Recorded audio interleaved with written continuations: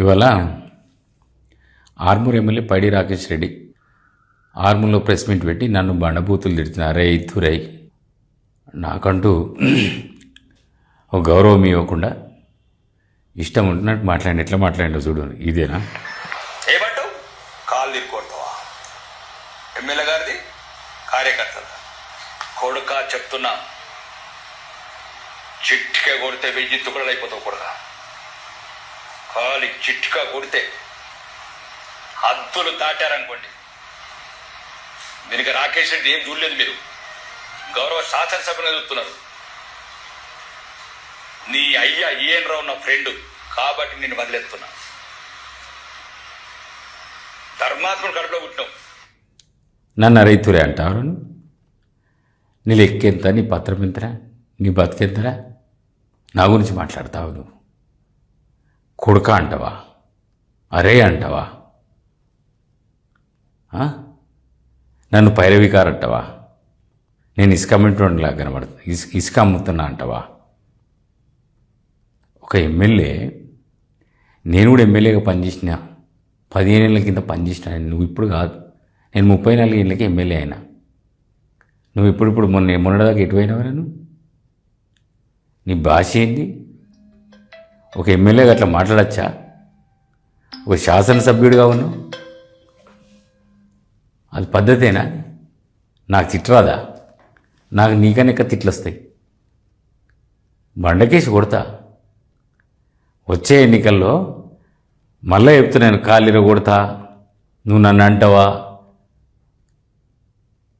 చిటికేస్తే 1000 తునకలవుతావు. ఇవన్నీ డ్రామాలు బంద్ చేయి. ఆ వేషం ఎట్లా ఉంటుందంటే, నేను ఆ సినిమాలలో వేషం వేసినట్టు ఉంటావు. నువ్వు ఒక లీడర్ లాగా ఉంటావు అనుకుంటున్నావా?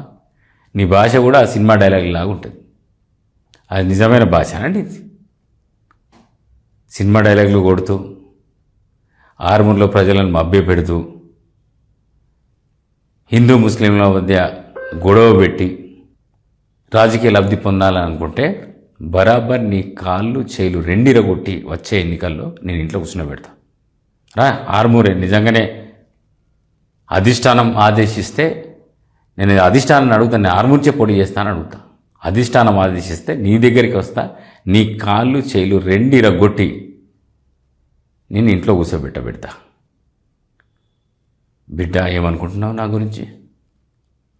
నేను పైరవికారా? నేను పైరవీలు చేసి నేను కార్పొరేషన్ పదవి తెచ్చుకున్నా. 15 ఏళ్ళు నిస్వార్థంగా కాంగ్రెస్ పార్టీ కోసం పనిచేసినాం. అందుకే నాకు ఈ పదవి ఇచ్చారు. నేనంటే ఇసుక అమ్ముకుంటున్నానట. నా పైన ఒక్క ఆరోపణ వచ్చిందా ఇప్పటివరకు? పచ్చకామర్లోనికి లోకమంతా పచ్చగా కనబడతాయట. నువ్వు ఎర్రచందనం స్మగ్లింగ్ చేసినోని, రెడ్ శాండర్ స్మగ్లింగ్ చేసినావు కాబట్టి ఎలా నీకు నేను ఇసుక అమ్ముకున్నట్టులాగా కనబడుతున్నా. ఇలాంటి ఫాల్తు మాటలు బంద్ చేయి రాకేష్ రెడ్డి. ఇంకా నన్ను ఏదో బాల్కొండకి రాణిస్తలేరట, లేకపోతే నాకు బాల్కొండల ముఖం లేదట, నాకు బాల్కొండలకి రాణిస్తలేరట.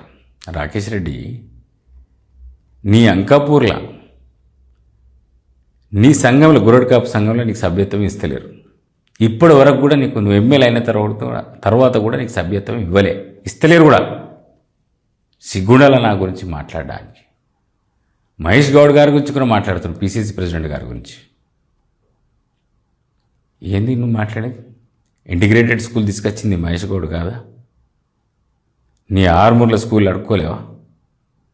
మహేష్ గౌడ్ గారు ఇప్పియలేడా? ముఖ్యమంత్రి గారిని అడిగినావు కదా, అడిగితే నీకు ఇంటిగ్రేటెడ్ స్కూల్ ఇచ్చారు కదా.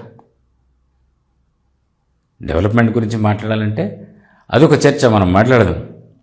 భారతీయ జనతా పార్టీ ఏం డెవలప్ చేస్తున్నది, ఏం అభివృద్ధి చేస్తుంది దేశంలో, ఈ రేవంత్ రెడ్డి ప్రభుత్వం, ఈ కాంగ్రెస్ ప్రభుత్వం ఏం చేస్తున్నది, దాని గురించి చర్చ పెట్టుకుందాం. ఆర్మూర్లో చర్చ పెట్టుకుందాం. మేము ఏం చేసినాం, మీరేం చేస్తున్నారు,